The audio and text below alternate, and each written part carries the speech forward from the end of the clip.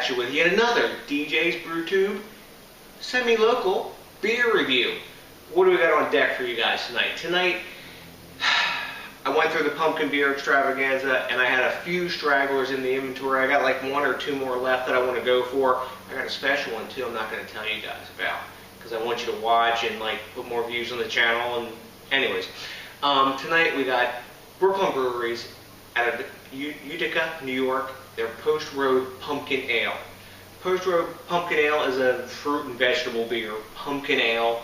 And in this one, they're using 4 different malts, a couple different kind of hops, and they're using nutmeg and pumpkin. That's the basic recipe, and this is an older pumpkin beer, so it fits that style. So I'm hoping it's not meh, like most of those other pumpkin beers were. This is a 5% alcohol by volume, and it's got 24 IBUs, so it's got a little bit of bitterness to it compared to most of the like 10 and 12 IBUs nutmeg bombs that we drank before. So we're going to get this into our Poco glass, pop the top off, bottle popper, one pop, Post Road crown in the can, and got a lot of smoke coming off the top of this bad boy. It doesn't have a date on the bottle. We know it's fresh. Let's get it in the glass. As you hear the ding in the background, my best drinking mate Johnny's emailing me. What are you drinking tonight, etc. Boom. Okay, we got the typical pumpkin beer color. It's sort of that like copper amberish sort of color.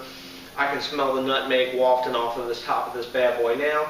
We got a good 2-finger head, khaki off-white, really tight bubbles, not much streaming up from the bottom, and it's rocky on top. Pretty good looking beer.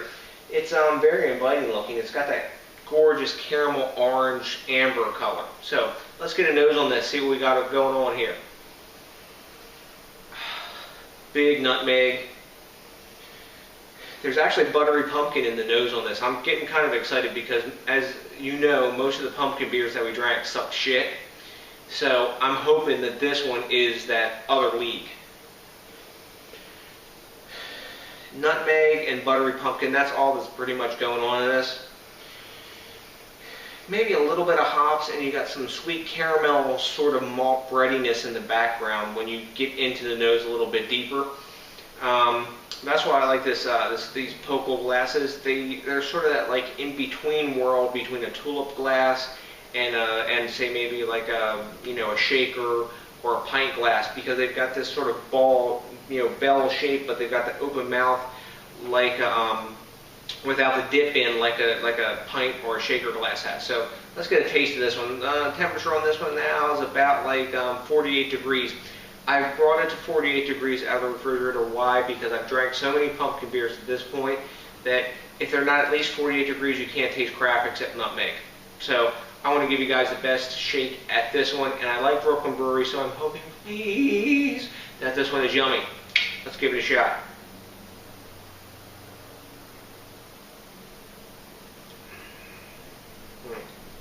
You do taste pumpkin, thank God.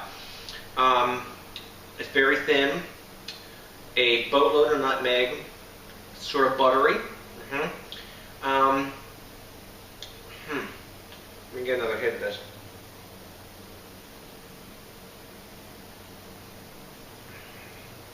It has a decent caramel maltiness also. This one's not half bad.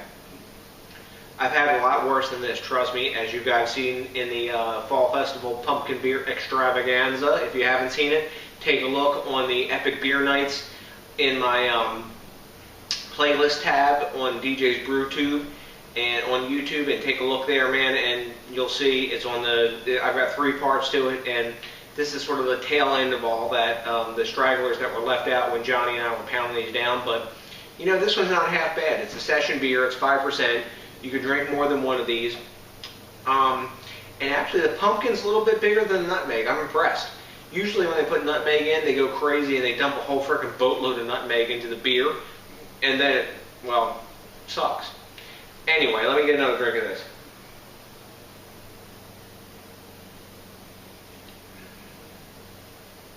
It actually tastes like pumpkin, which I'm amazed because most of these lower ABV beers that are supposed to be pumpkin beers do not taste like anything but nutmeg.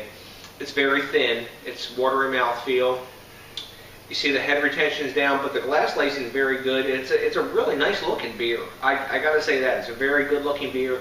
It has good glass lacing and good head retention. I mean, it's maintained its foam on the top of the beer the entire time I've been drinking it, and flapping my gums to you guys, opining about beer. What do I think about this one? What grade am I going to give this one? Rate Beer gives it a 49, and Beer Advocate gives it an 81. You know what? I'm going to give this a solid B. I'm going to give it an 84. Because I've drank a lot of pumpkin beers. Actually, I'm going to give it an 85. You know what? I'm going to turn around. I'm going to give it a solid B. 85, straight down the pipe. I drank a lot of pumpkin beers, and this one actually tastes like pumpkin. What it is a really faint, like mega faint echo of what Pumpkin is by Southern Tier. You guys saw Johnny and I geeking out and drinking out on that one, and this is like a whisper of Pumpkin. It's like, hey, I'm a pumpkin beer, try me. Okay, Pumpkin is this one like quadrupled in flavor and butteriness, and it's like what Johnny and I described. Pumpkin is like eating a pie with the whipped cream and creamy mouthfeel.